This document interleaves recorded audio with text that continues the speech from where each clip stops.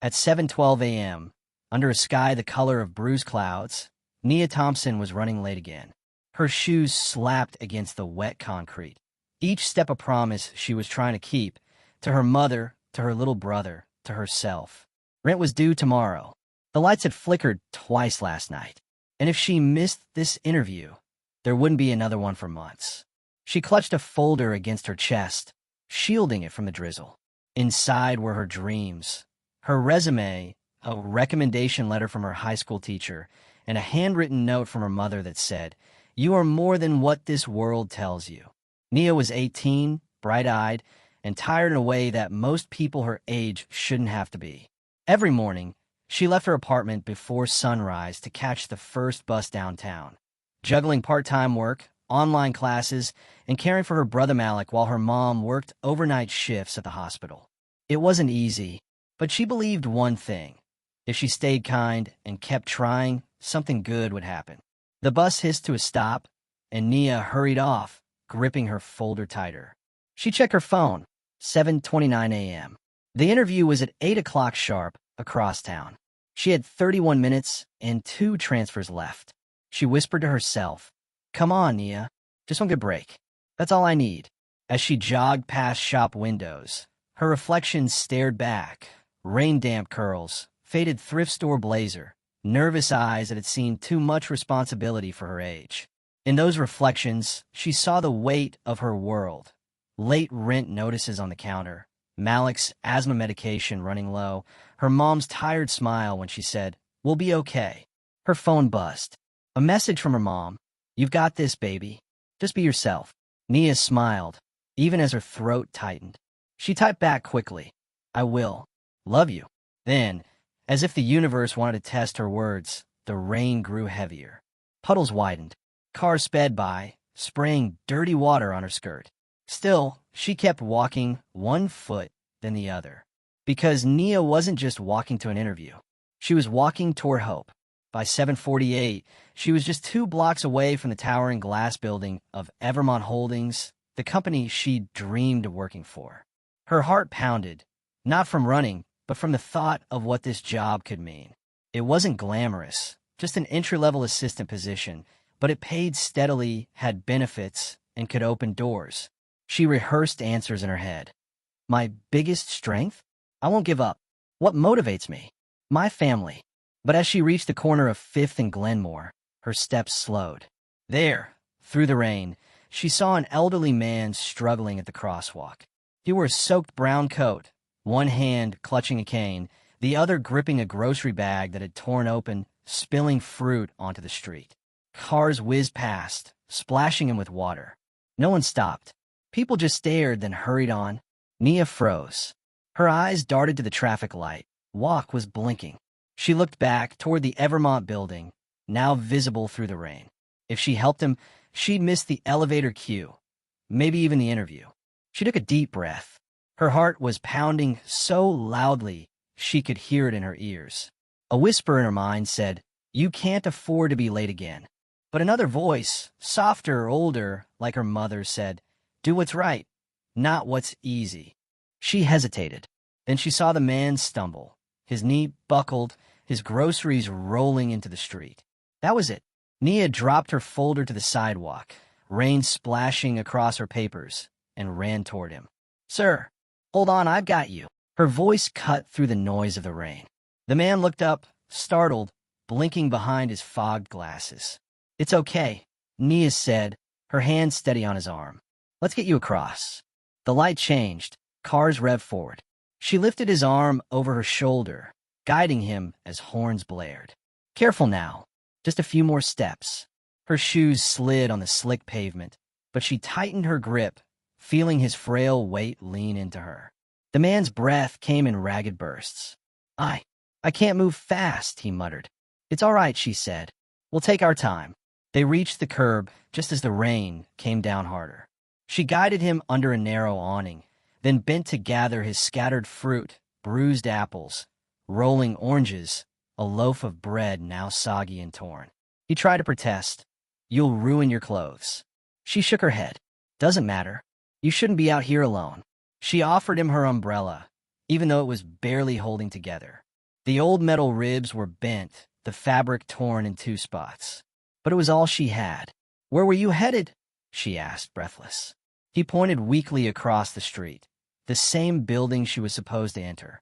"Evermont," he said. "Top floor." Nia froze for a second, then smiled faintly. "What a coincidence. I've got an interview there." He nodded slowly, his lips trembling from the cold. "Good place if you work for the right people." She chuckled softly. "I'll take anyone who'll give me a chance." He looked at her then, really looked. His eyes were sharp, almost assessing. But before he could speak, he coughed hard, gripping his chest. "Sir," she said quickly, worry flashing across her face. He waved her off, just a little dizzy. Nia didn't hesitate. She took off her blazer and draped it around his shoulders. "Let's get you inside, okay?" By the time they reached the lobby, her hair was soaked, her skirt clung to her legs, and her folder was half destroyed by rain. The receptionist frowned as they entered, her eyes flicking between the drenched teenager and the trembling old man. "Can I get some help here?" Nia called out. "He's not feeling well." 2 security guards rushed over, easing him into a chair. Nia knelt beside him, holding his cold hand. "Do you need me to call someone?" He caught his breath, then whispered, "You already did, just by being here." She frowned, confused. "What do you mean?" But he only smiled faintly, eyes heavy with exhaustion. "Tell me your name." "Young lady." "Nia. Nia Thompson." He nodded slowly, repeating it under his breath, "Nia." Then, almost as an afterthought, he reached into his coat pocket and pressed a damp business card into her hand. "Take this," he said. "If anyone asks why you're late, show them this."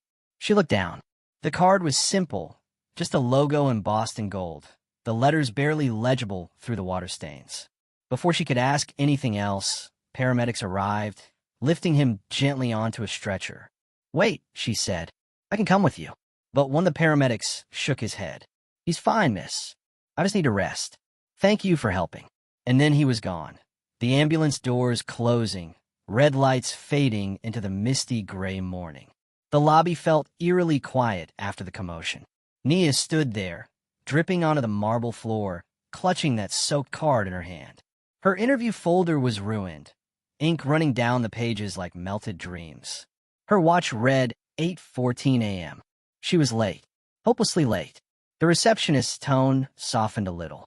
"You were supposed to be here for the 8 o'clock interview, right?" Nia nodded, voice trembling. "Yes. I stopped to help someone outside. He wasn't well." The woman sighed, glancing at the elevator panel. "They've already started. I can call up, but..." Nia swallowed hard. "Please, just let me try." The receptionist hesitated, then picked up the phone. After a moment, she nodded. "All right, they'll see you. But hurry, they're wrapping up soon." Nia exhaled in relief. "Thank you," she whispered, clutching her ruined folder like a lifeline. As she stepped into the elevator, she looked again at the business card the old man had given her. The letters shimmered faintly under the fluorescent light. Evermont Holdings, Executive Office. And below that, W.H. Alden. Her brow furrowed. The name sounded familiar, but she couldn't place it. The elevator chimed. She stepped out into a gleaming hallway lined with glass offices and soft beige carpet. Every step echoed her heartbeat. A young assistant met her halfway, giving her a polite but distracted smile. "You must be Miss Thompson. They're finishing with the last candidate. Wait here, please." Nia nodded, trying to wipe the rain off her face. Her clothes were damp, her hair frizzed, and she could feel every pair of eyes on her. Still, she stood tall. She had done the right thing, even if it cost her this chance. Minutes passed. The door to the boardroom opened. A woman in a navy suit leaned out. "Nia Thompson?" "Yes, ma'am. Come in." Nia stepped into the room. For people seated around a polished table, folders in front of them, faces unreadable. She started to apologize. "I'm so sorry for being late." One of the panelists raised a hand gently. "That won't be necessary, Miss Thompson. We heard what happened downstairs." Her heart skipped. "You did?" The woman smiled faintly. "Yes. It seems kindness travels faster than you think." A quiet chuckle rippled through the room. Nia felt her cheeks burn. "I didn't mean to cause trouble. I just couldn't leave him there." Another man, tall, silver-haired, leaned forward. Tell us what you did instead. She hesitated. I helped him cross the street. He dropped his groceries. He looked lost. I just wanted to make sure he was safe. The man nodded slowly, studying her expression. And did you know who he was? She blinked. No, sir. Should I have? He exchanged a knowing glance with the others. No, you couldn't have. The woman at the end of the table smiled again, almost warmly this time. Well, Miss Thompson, your timing is extraordinary. We were just about to close today's interviews. But I think Mr. Alden might insist we make an exception. Nia frowned. Mr. Alden? Yes, the woman said, folding her hands. Our chief executive officer. He called from the ambulance a few minutes ago. Nia's breath caught. Her mind flashed back. The trembling hand, the faint smile, the card pressed in her palm. The realization hit like thunder. The old man she had helped, the one she thought was just another stranger on a rainy street, was the CEO she'd come to meet. And as Nia stood there, heart racing, soaked to the bone but unbroken, she realized something powerful. Sometimes, the universe tests your character right before it changes your life. The boardroom was silent. Only the faint hum of the air conditioner filled the space as Nia Thompson stood in front of 4 executives, soaked, trembling, and speechless. The woman in the navy suit leaned forward. You heard me right, she said gently. The man you helped downstairs was Mr. William H. Alden, the CEO of Evermont Holdings. Nia's lips parted, but no sound came out. Her mind raced back to the crosswalk, his frail hand gripping hers, his smile, the rain. The CEO, the man she'd risked her only chance to help, was the very person who could change her life. Please sit, the silver-haired man said, gesturing toward a chair. Nia hesitated, her wet clothes clinging to her skin, but she obeyed.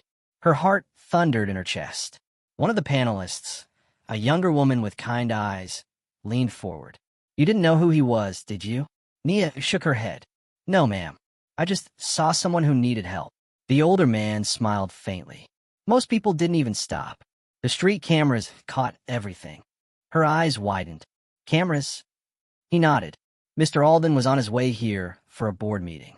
The security team pulled the footage to understand how he fell.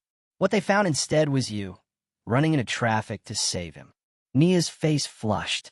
I wasn't trying to be seen. The woman at the table smiled softly. That's exactly why it mattered. A silence fell again, not uncomfortable, but heavy with realization. Then the conference room door opened. Everyone turned, and there, supported by a cane, but walking with quiet authority, was Mr. Alden himself. He was wearing a fresh suit now, but the same warmth remained in his eyes. When he saw Nia, his face lit with recognition. Well, he said, his voice rough but steady, if it isn't my guardian angel. Nia shot to her feet. Sir, I'm so sorry you fell. Are you all right? He chuckled softly. I've been better, but thanks to you, I'm standing. The executives stood respectfully as he entered. He waved them off. Sit down, all of you. Let's not make this more formal than it needs to be. Then, turning to Nia, he said, Come here, young lady. She stepped forward nervously, clutching her ruined folder. I was told you had an interview scheduled, he said. Seems like fate decided to test you first. She blushed. I didn't mean to be late, sir. I just couldn't. He raised a hand. You did what was right. And that tells me more than any interview ever could. The room fell quiet again. Mr. Alden studied her for a long moment, eyes filled with a mix of curiosity and pride. What's your story, Nia? He asked finally. Tell me who you are, not what's on those papers. Her throat tightened. She took a breath. I live with my mom and little brother, she said quietly. Mom works nights at St. Mary's Hospital. I take care of Malik before school. I was hoping to get this job to help with rent and maybe one day go to college for real. He listened without interrupting. When she paused, he asked softly, And what keeps you going even when things get hard? Her eyes glistened. Because I've seen what happens when you stop trying, she whispered. My mom always says, life might not be fair, but kindness keeps you human. I believe her. For a moment, Mr. Alden said nothing. Then he smiled, slow, genuine, almost fatherly. That, he said, is the kind of answer I wish I heard more often. He turned to the panel. Gentlemen, ladies, cancel the rest of the candidates. I found who I was looking for. Nia blinked. Sir. He looked back at her, eyes bright. Congratulations, Miss Thompson. You're hired. The words hit her like sunlight after a storm. For a second, she thought she'd imagined it. But my resume, it's ruined. He chuckled. I don't need to see your grades to know your character. The room broke into gentle applause. Nia's hands trembled as she covered her mouth, overwhelmed. I don't know what to say, she whispered. Say you'll keep being who you were before this morning, Alden said. That's enough. Over the next few months, Nia's life began to change. Not in a flash of miracles, but in quiet, steady waves. Mr. Alden kept his promise. She started as an assistant in the Community Outreach Division, answering phones, organizing schedules, learning the ropes. But what set her apart wasn't what she knew, it was how she cared. Every morning, she greeted everyone with a smile, remembering names, checking in on coworkers who looked tired. She brought extra lunch when she could, knowing someone else might need it. Her kindness didn't go unnoticed. By spring, she'd been promoted to community liaison, helping design local youth programs, internships, mentorships, and food drives in struggling neighborhoods like the one she came from. Mr. Alden often watched quietly from his office window, that same proud smile returning whenever he saw her talking to students or organizing donations. One afternoon, as she prepared for a presentation, he called her in. Sit down, Nia, he said, sliding a folder across his desk. Inside were blueprints and a proposal sheet titled, The Bridge Initiative. What's this? She asked. He leaned back. It's your idea, actually. You told me once that people stop trying when they don't see a way out. Let's give them a way. She flipped through the pages, youth training centers, community scholarships, mentorship partnerships with local schools. You want me to lead this? She whispered. He nodded. You've lived what we're trying to fix. That makes you the best person for it. Her eyes filled with tears. She remembered the day she'd helped him cross that street, drenched, desperate, late, believing she'd lost everything. Now, that moment was changing hundreds of lives. In time, the Bridge Initiative became one of Evermont's proudest community programs. It trained underprivileged teens in financial literacy, business ethics, and leadership. It connected young people with mentors who saw their worth before the world did. And every time Nia stood before a crowd, she remembered the crosswalk. She remembered what it felt like to choose kindness when it made no sense. Because that was the moment her life began to expand, not just upward, but outward. Months later, reporters began asking about her story. Is it true, one journalist asked during a press event, that you were hired after saving the CEO's life? Nia smiled humbly. I didn't save his life. I just helped him cross the street. But he changed mine. The quote went viral. Thousands shared it online with hashtags like hashtag kindness changes lives and hashtag the Nia effect. Students began writing to her. Strangers stopped her on the bus. Because of you, one young girl said, I helped my neighbor today. And Nia would always smile and reply, that's how it starts. Years passed.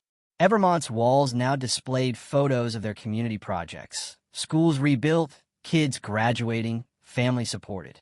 In one frame near the entrance, there was a picture of Mr. Alden and Nia standing side by side under a banner that read, The Bridge Initiative, Building Paths of Kindness.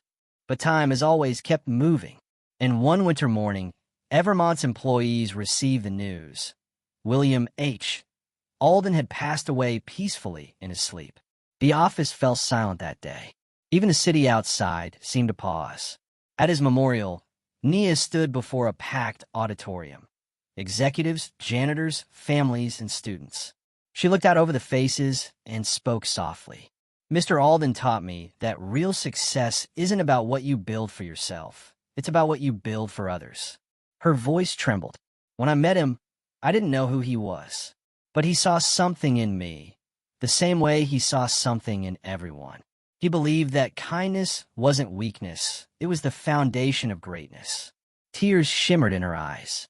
She glanced down at the gold business card he'd once given her, now framed in her hands. He gave me a chance when I didn't even have dry clothes, she said, smiling softly. And because of that, I'll spend the rest of my life doing the same for others. Months after his passing, Nia walked through the city again, the same streets where everything began. The rain had returned, soft and familiar. At a crosswalk near 5th and Glenmore, she noticed a commotion. An elderly woman stood at the curb, her cane trembling as cars sped by. People walked around her, too busy, too distracted. Nia smiled to herself. She stepped forward without hesitation. "Ma'am, may I help you across?" The woman looked up, surprised, then nodded gratefully. "Thank you, dear." Arm in arm, they crossed together, steady, slow, through the same rain-soaked intersection where Nia's story had begun. On the other side, the woman patted her hand. "You're very kind," she said. "What's your name?" Nia smiled. "It's not important," she replied softly. "Just glad I could help." As the light changed behind her, she looked up at the glass tower of Evermont. Her reflection stared back, older now, confident and calm. In that reflection, she didn't just see herself. She saw every person who had been touched by that one moment years ago. Every young dreamer who'd found a chance through the Bridge Initiative. Every act of kindness that had rippled outward from a single rainy morning. Sometimes, life gives you crossroads that test who you are. You can rush toward your dreams, or you can stop, just long enough to help someone else reach theirs. What you choose at that moment defines everything. Because the smallest kindness, done when it costs you something, can echo through generations. So, the next time you see someone struggling, remember Nia's story. Remember that your humanity is your resume. And remember, the person you choose to help today might just be the key to your tomorrow. Share your kindness story below. Let the ripple begin.